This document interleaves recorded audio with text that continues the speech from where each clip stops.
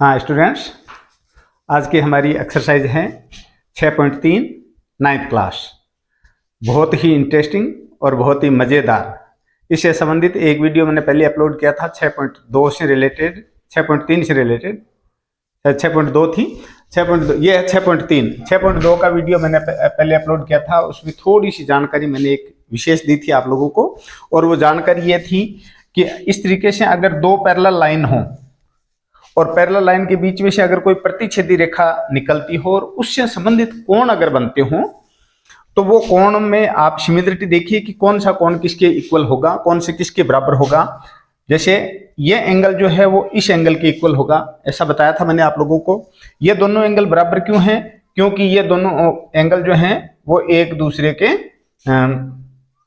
संगत कोण है। क्या कोण है? संगत कोण है। इसी प्रकार से इस कोण का और इस कोण का योग जो है, सम जो है वो 180 डिग्री होती है। ऐसा क्यों होता है? क्योंकि ये दोनों कोण आसन कोण होते हैं। तो आसन कोणों का योग हमेशा 180 डिग्री होता है। संगत कोण हमेशा इक्वल होते हैं। आसन कोणों की सम हमेशा 180 होती है, याद रखना है। इसी प्रकार से आप लोगों को मैंने एक और बात बताई थी कि जहां पर जेड की आकृति बनती है, जहां पर जेड की आकृति बनती है और जो कोने बनते हैं, एंगल बनते हैं, जैसे ये एंगल इस एंगल के इक्वल होगा। ऐसा क्यों होगा? वे दोनों एकांतर एंगल होंगे। इससे रिलेटेड अगर आप लोगों को जानकारी पहले से है तो इसका मतलब है कि मैं जो सवाल बताने आपको जा रहा हूं, इस एक्सरसाइज में टोटल 6 क्वेश्चन हैं। उनमें से 5 क्वेश्चन मैं आपके सामने लेके आ रहा हूं। बहुत परीक्षा की दृष्टि से बहुत इंपॉर्टेंट क्वेश्चन है। तो आप देखेंगे कि कौन सा क्वेश्चन किस तरीके से हम हल करें। देखिए, क्वेश्चन में डायग्राम दे रखा है और डायग्राम में ऐसा लिख रखा है कि angle S P R equals to 135। Angle S P R, ये एंगल जो है वो 135 के इक्वल है। इसी प्रकार से एंगल पी क्यू टी जो है वो 110 के इक्वल है। तो अब आपको पूछा ये है कि पी आर क्यू की वैल्यू कितनी होगी। एंगल पी आर क्यू इस एंगल की वैल्यू पूछी है कि कितने डिग्री होगी। तो इससे रिलेटेड मैं आपको 2-3 चीजें बता रहा हूं कि एक तो पहले आप ये एंगल फाइंड कर लें, ये एंगल कितने डिग्री का होगा। क्योंकि हम जानते हैं कि एक रेखा की एक ही तरफ बनने वाले कोण जो हैं वो आसन कोण कहलाते हैं और आसन कोणों की सम हमेशा 180 होती है। इसलिए ये कितना हो गया? 180 में से जिसका नाम, इस एंगल का नाम है QPR। एंगल QPR कितने डिग्री का होगा? Angle QPR equals to 180 minus 135। ये इसका आसन एंगल है ना, इसलिए दोनों की वैल्यू माइनस कर देंगे। तो कितने डिग्री आ जाएगा? 45 डिग्री का। ये एंगल कितने डिग्री का आ गया? 45 डिग्री का। अब आप ये निकाल ले, इसका नाम है PQR। एंगल PQR कितने डिग्री का होगा? क्योंकि आप लोगों को इस रेखा की एक ही तरफ ये दो एंगल बन रहे हैं, ये दो एंगल एक ही तरफ हैं, इसलिए 180 में से 110 को माइनस कर लें तो इसकी वैल्यू आ जाएगी कितने डिग्री? 70 डिग्री। इसकी वैल्यू कितनी आ गई? 70 डिग्री। अब चूंकि आप जानते हो कि ये एक ट्रेंगल है, देखिए ये एक पूरा ट्रेंगल है और ट्रेंगल के तीनों एंगल की जो सम होती है वो 180 होती है। कितनी? 180 डिग्री। इसलिए 180 में से इन दो की सम को माइनस कर दो, तब ये एंगल आ जाएगा जो अपने से पूछा गया है, पी आर क्यू की वैल्यू कितनी होगी। तो कैसे निकाले हम? Angle P R Q equals to 180 minus 70 plus 45, इन दोनों को प्लस करके 180 में से माइनस कर देंगे। तो सम कितनी आ गई? 115 डिग्री। 180 में से 115 घटाएंगे तो 65 डिग्री की वैल्यू इस एंगल की आ जाएगी। तो यही अपने से पूछा गया है।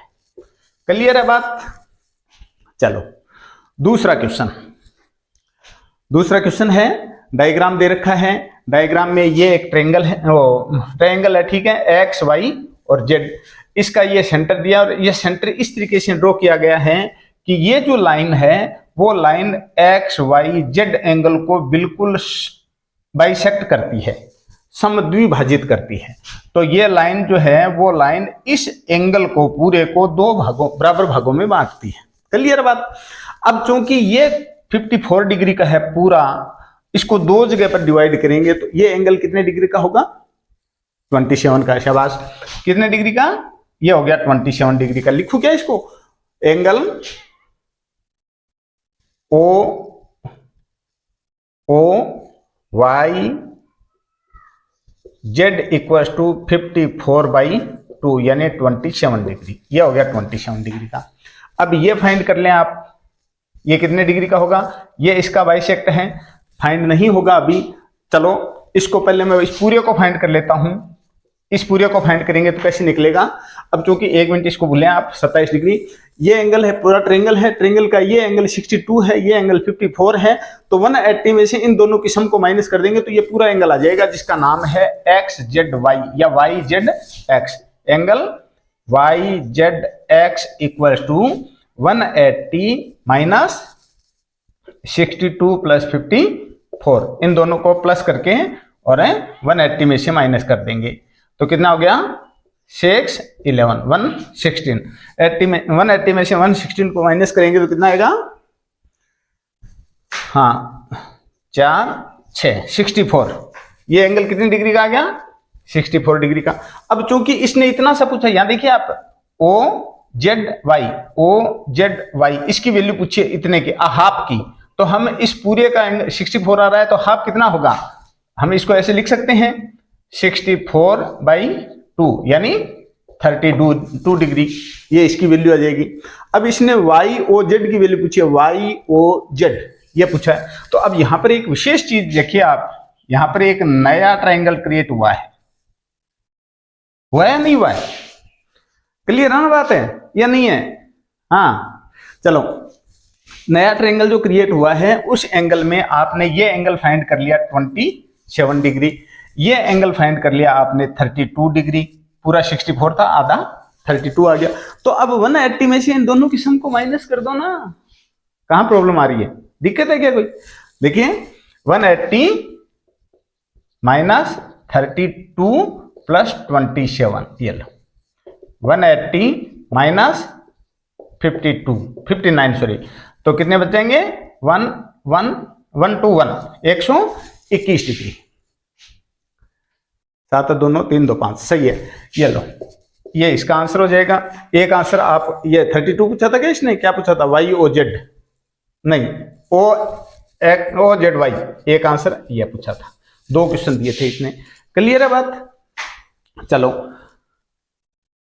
हाँ, अगले 3 क्वेश्चन और। हाँ 3 क्वेश्चन और इस एक्सरसाइज के। इंटरेस्टिंग है ना? बिल्कुल। चलो ठीक है, तो तीसरा क्वेश्चन देखिए, बहुत ही सरल है। जो मैंने शुरुआत में जानकारी दी थी उस जानकारी के बेस पर है पूरी तरह से। आपको एक बात का ध्यान रखना है, इसने लिखा है कि AB is parallel to DE। ये लाइन जो है वो इस लाइन के समांतर है।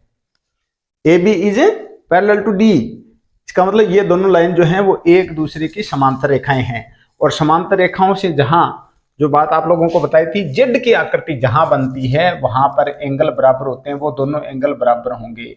यहाँ पर ये जेड की आकृति है, ये जेड की आकृति बनी है ना, ऐसे करके ऐसे, है ना। इसका मतलब ये अगर 35 डिग्री का एंगल है तो ये भी 35 डिग्री का है। तो हम यहाँ इस एंगल का नाम लिखते हैं angle DEC। Angle DEC equal to 35 degree. ये एंगल इस एंगल के बराबर होगा। क्यों लिखेंगे हम इसको? आप ऐसे लिख सकते हो BAC के एकांतर है। एंगल BAC का एकांतर कोण है, ये एकांतर कोण है, इसलिए ये इसके बराबर होगा। ये एंगल इसके बराबर हो गया। अब चूंकि ये 35 डिग्री का हो गया, आपसे जो प्रॉब्लम दी है वो ये दी है कि DCE की वैल्यू कितनी होगी? DCE की, इसकी वैल्यू पूछी है इसने। तो एंगल DCE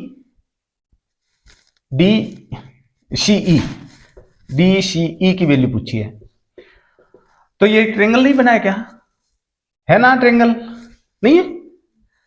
ट्रायंगल होने के कारण हम 180 में से इन दोनों की सम करके माइनस कर देंगे। दिक्कत कहां है?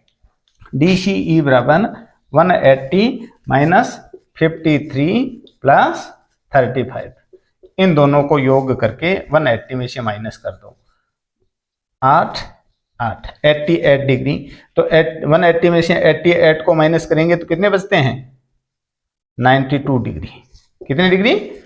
जो आपकी समस्या है वो 92 डिग्री से हल हो रही है। कितने डिग्री आएगा? 92 डिग्री। क्लियर? हाँ, बोलते नहीं हो। क्लियर? चलो ठीक है। नेक्स्ट क्वेश्चन, चौथा क्वेश्चन। पांचों क्वेश्चन वास्तव में परीक्षा की दृष्टि से बहुत इंपॉर्टेंट है बच्चों। निश्चित रूप से इनमें से आपके एग्जाम में शामिल किया जाने वाला क्वेश्चन है ये। हाँ, लिखा क्या है? एंगल PRT की वैल्यू 40 डिग्री दे रखा है। एंगल RPT की वैल्यू 95 डिग्री दे रखी है। क्लियर है? एंगल TSQ की वैल्यू 75 डिग्री दे रखी है यहाँ पे। अब इसने पूछा क्या है? एंगल SQT की वैल्यू पूछी है। SQT की वैल्यू पूछी है। तो अब आप देखिए, साधारण सी बात आप लोगों को बता देता हूं कि पहले आप ये वैल्यू फाइंड कर लें। ये इस एंगल का नाम है PTR। Angle PTR equals to 180 में से इन दोनों की सम कर दो, क्योंकि यहां पर एक ट्रायंगल बन रहा है। 180 माइनस 95 प्लस 40, 180 माइनस 135 को 180 में से माइनस करेंगे तो कितने बचेंगे? 45। ये एंगल कितने डिग्री का आ गया?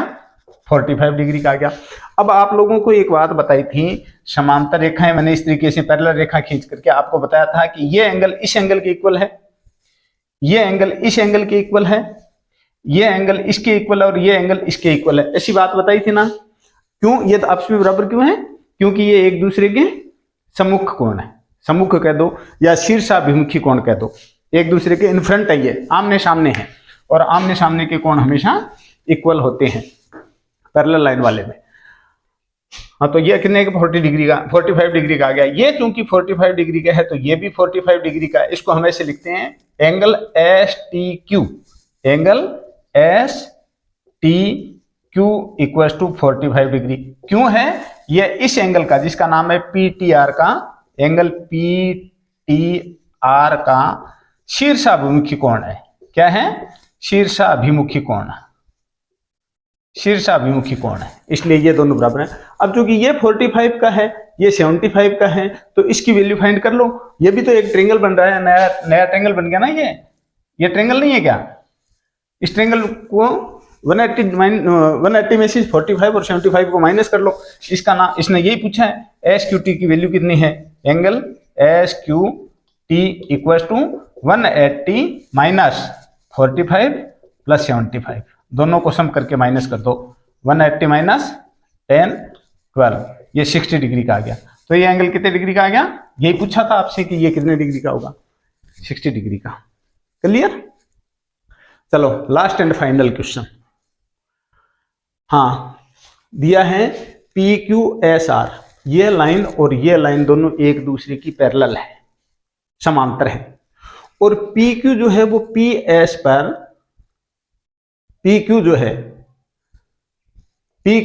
जो है वो PS पर परपेंडिकुलर कैसे है? थोड़ा सा मैंने क्वेश्चन को शायद नोट कर लिया।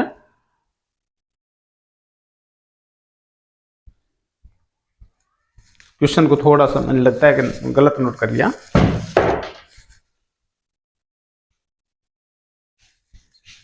PQ PS पर, ठीक है।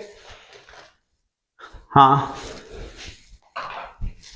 ये लाइन जो है वो लाइन, इसको ऐसे कह सकते हो आप कि ये लाइन इस लाइन पर लंब है। लंब का मतलब है कि ये 90 डिग्री का कोण बनाता है यहाँ पे। ये अगर 90 डिग्री का कोण है तो ये भी 90 डिग्री का कोण है, क्योंकि ये दोनों लाइन एक दूसरे की पैरेलल हैं, तो दोनों कोण 90 डिग्री का होगा। ये एंगल भी 90 का है और ये एंगल भी 90 डिग्री का है। अब इसने दिया क्या है? SQR 28 डिग्री, QRT हाँ T, ठीक है, ये 65 डिग्री का है।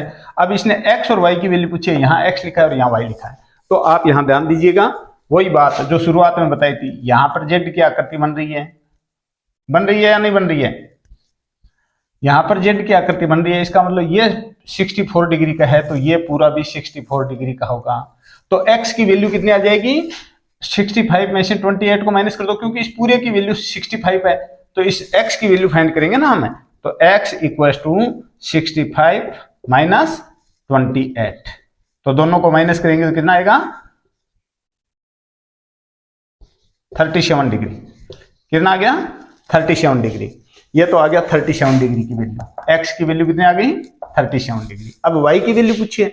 अब चूंकि आप लोगों को ये मालूम होगा, थोड़ी देर पहले जो बात बताई थी वही बात है, ये पूरी की पूरी वैल्यू जो है, ये यहां पर ये 37 का आया है, तो ये भी 37 का होगा, नहीं होगा क्या? यहां भी तो z की आकृति बन रही है, यहां भी तो z की आकृति बन रही है, ये 37 का आया है इतना, तो ये भी 30, जैसे बताया था ना आप लोगों को मैंने लाइन खींच करके, चलो दोबारा बताने की आवश्यकता नहीं है, रिपीट कर लेना उसको। ये 37 का है, तो ये भी 37 का होगा, और पूरा जो है वो 90 डिग्री का है, तो y की वैल्यू कितनी हो जाएगी, 90 माइनस 37 यानी 53 डिग्री का। ये कितने डिग्री का आ जाएगा, 53 डिग्री का। ये चलो बच्चों, मैंने आप लोगों को बहुत अच्छे से समझाने की कोशिश की है। आपकी ड्यूटी बनती है कि आप ऐसे क्वेश्चंस को अपनी डायरी में नोट करें, अपने नोटबुक में नोट करें और परीक्षा की अच्छी तैयारी करें। इन्हीं अपेक्षाओं के साथ मैं सभी को धन्यवाद बोलता हूं पूरा वीडियो देखने के लिए, और अपेक्षा करता हूं कि जिस बच्चे को मेरी टीचिंग अच्छी लगती है वो कम से कम मुझे मोटिवेट करें, अपने चैनल को, मेरे चैनल को सब्सक्राइब करें, वीडियो को अपने साथियों को देखने के लिए उत्साहित करें, अपने साथियों के साथ शेयर करें और मेरे वीडियो को लाइक करें। धन्यवाद सभी बच्चों को। अगला वीडियो आपके किसी बहुत बड़ी एक्सरसाइज से संबंधित लेकर के मैं आ रहा हूँ। धन्यवाद।